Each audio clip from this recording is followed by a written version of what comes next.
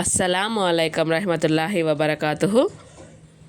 ఈరోజు చెప్పుకుంటున్న అంశం జకాత్. ఇస్లాం ధర్మస్తంభాలలో మూడవది జకాత్. దాని గురించి తెలుసుకుందాం. అంతకన్నా ముందు నా ఛానల్ ఫస్ట్ టైం చూస్తున్నట్లయితే లైక్ చేయండి, షేర్ చేయండి, సబ్స్క్రైబ్ చేసుకోండి. ఇస్లాం ధర్మం మూల స్తంభాల్లో మూడవది జకాత్. ఇప్పుడు జకాత్ అంటే వృద్ధి చెందటం, పరిశుద్ధత నొందటం అని అర్థం.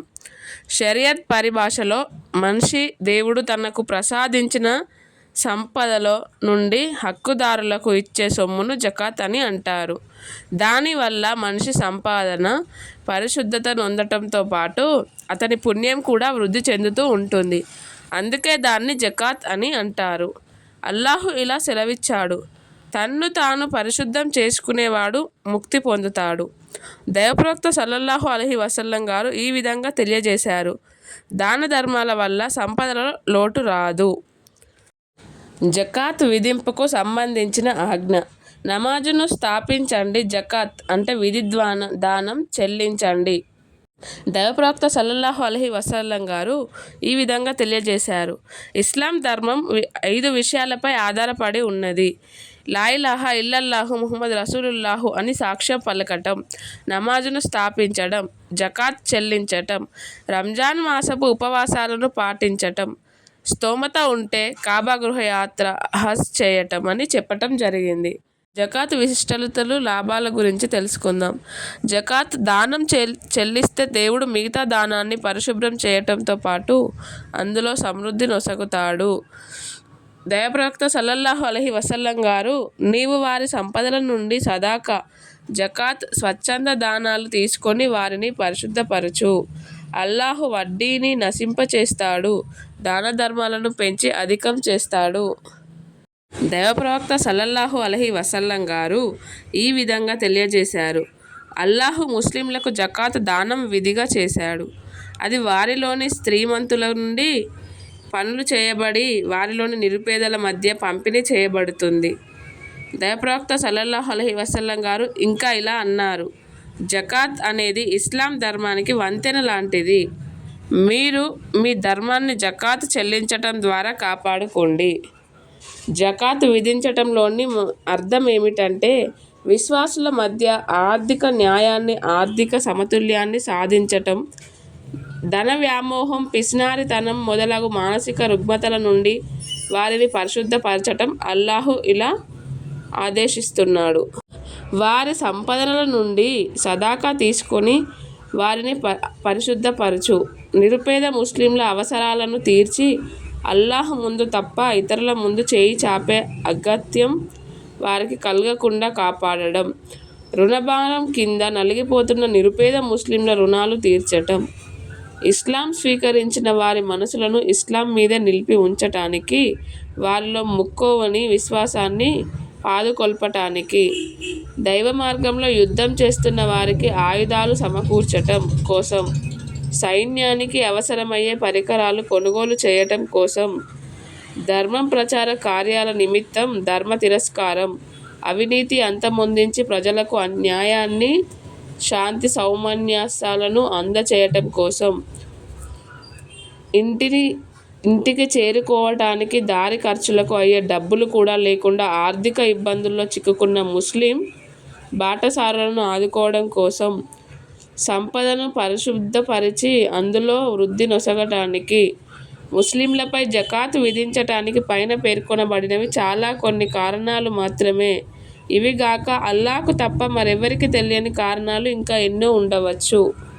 జకాత్ ఇవ్వని వారికి హెచ్చరిక. తమ దగ్గర జకాత్ విధింపుకు అవసరమైన మూలధనం ఉన్నప్పటికీ ధనం మీద ప్రేమ వల్ల, పిసినారితనం వల్ల జకాత్ దానం చెల్లించని వారికి భయంకరమైన శిక్ష విధిస్తాడని దేవుడు హెచ్చరిస్తున్నాడు. ఆయన ఇలా సెలవిస్తున్నాడు: వెండి బంగారాలను దైవ మార్గంలో ఖర్చు పెట్టకుండా పోగు చేసే వారికి వ్యధభరితమైన శిక్ష యొక్క శుభవార్తను అందజేయండి. ఈ వెండి బంగారాలు నరకాగ్నిలో కాల్చబడే ఒక రోజు వస్తుంది. ఆ రోజు వాటితోనే వారి నొసటిపై, వారి పర్షలపై, వీపులపై వాతలు వేయబడతాయి. వాళ్ళ పాదాలపై, వీపులపై నొసలుపై వాతలు వేయబడతాయట ఫ్రెండ్స్.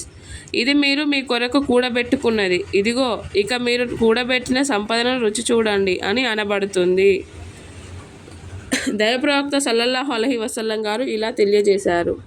ధనవంతుడు దేవుడు తనకు ప్రసాదించిన ధనంలో నుండి జకాత్ ఇవ్వకపోతే ప్రళయ దినాన ఆ ధనమే బోడిగుండు సర్పం రూపంలో అతన్ని చుట్టుకుంటుంది. దాని కళ్ళలో భయంకరమైన 2 మచ్చలుంటాయి. అది నువ్వు పోగు చేసిన నిధిని నేనే, నువ్వు కూడబెట్టిన ధనాన్ని నేనే అంటూ అతన్ని తన దవడలతో గట్టిగా పట్టుకుంటుంది ఆ సర్పం. జకాత్ ఇవ్వని వారికి పర్యవసానం ఏంటి? జకాత్ విధిని నిరాకరించిన వాడు ఇస్లాం ధర్మాన్ని నిరాకరించిన వాడితో సమానం. జకాత్ విధిని అంగీకరిస్తూ జకాత్ చెల్లించని వాడు కాఫీర్ అయితే కాడు, కానీ ఇస్లాం చట్ట ప్రకారం అతను శిక్ష అర్హుడు. అయితే ఉద్దేశపూర్వకంగా అలా చేసిన వాడు కాఫీర్ అంటే ఇస్లాం తిరస్కారి అవుతాడు. అతని నుండి జకాత్ సొమ్ము పనులు చేయటం ముస్లిం ప్రభుత్వాధినేత విధి.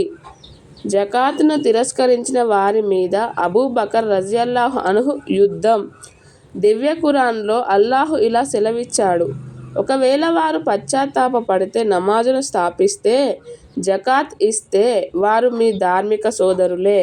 అనగా నమాజ్ స్థాపించకుండా జకాత్ చెల్లించకుండా ఉండేవాడు మన ధార్మిక సోదరులు కారు అనే కదా పై సూక్తికి భావం. దాన్నే మరో మాటలో అలాంటి వారు ధర్మ తిరస్కరుల వర్గానికి చెందినవారు అని కూడా చెప్పవచ్చు.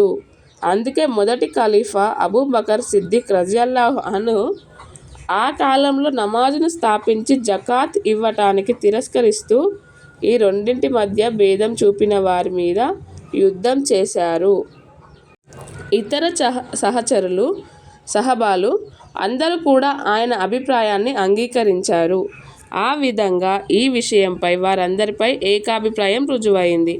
జకాత్ ఎవరికి విధి మరి అని అంటే, జకాత్కు సంబంధించిన మూలధన పరిమితికి యజమాని స్వేచ్ఛాజీవి అయిన ప్రతి ముస్లిం స్త్రీ పురుషులపై జకాత్ చెల్లింపు విధిగా నిర్ణయించబడింది. జకాత్ విధింపుకై మూలధన పరిమితిని నిర్ణయించేటప్పుడు మనిషి ప్రాథమిక అవసరాలను అంటే తిండి, బట్టలు, ఇల్లు, వాహనం, పనిముట్లు మొదలగు నిత్యావసరాల వస్తువులను మినహాయించి ప్రాథమిక నిత్యావసర వస్తువులను మినహాయించగా మిగిలిన ధనంపై పూర్తిగా 1 సంవత్సరం గడపాలి. బంగారం, వెండి, ఆభరణాలు నిర్ణీత మూలధనానికి సమానంగా ఉంటే ప్రతి ఏడు వాటి నుంచి జకాత్ చెల్లించటం విధి. ఆభరణాల మూలధన పరిమితి, వెండి బంగారాల మూలధన పరిమితి రెండూ ఒకటే. ఏ సొమ్ము నుండి జకాత్ చెల్లించాలి? బంగారం, వెండి, పంట దిగుబడి పండ్లు, వ్యాపార సామాగ్రి, మేత మేసే పశువులు, గనుల నుండి తీయబడిన వస్తువులు, భూమిలో నిక్షిప్తమై ఉన్న నిధులు, వీటికి జకాత్ కంపల్సరీగా చెల్లించాలి. బంగారం, వెండి నుండి జకాత్ అది ఎలా ఇవ్వాలి అంటే, జకాత్ విధింపులకై బంగారం లేక ఆభరణాల పరిమితి 85 గ్రాములు అంటే 1/2 తులాలన్నమాట. అంతకంటే తక్కువ బంగారంపై కానీ బంగారు ఆభరణాలపై కానీ జకాత్ ఉండదు. జకాత్ విధింపుకు వెండి పరిమాణం 595 గ్రాములు అంటే సుమారు 1/2 తులాలకు సమానమై వెండిని కలిగి ఉండాలన్నమాట.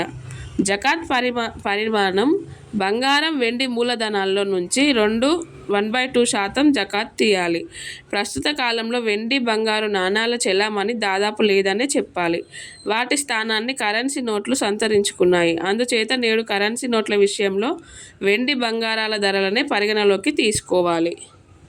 ఎవరి దగ్గరైనా జకాత్ విధింపుకు అవసరమైన బంగారం లేక వెండి ధరకు సమానంగా డబ్బు ఉంటే దాని మీద కూడా తప్పకుండా 2.5% జకాత్ చెల్లించాలి. అస్సలాము అలైకుం రహ్మతుల్లాహి వబరకాతుహు. నా ఛానల్ లైక్ చేయండి, షేర్ చేయండి, సబ్స్క్రైబ్ చేసుకోండి. మరిన్ని ఇస్లామిక్ వీడియోస్ నా నుండి వస్తాయి. సపోర్ట్ చేయండి.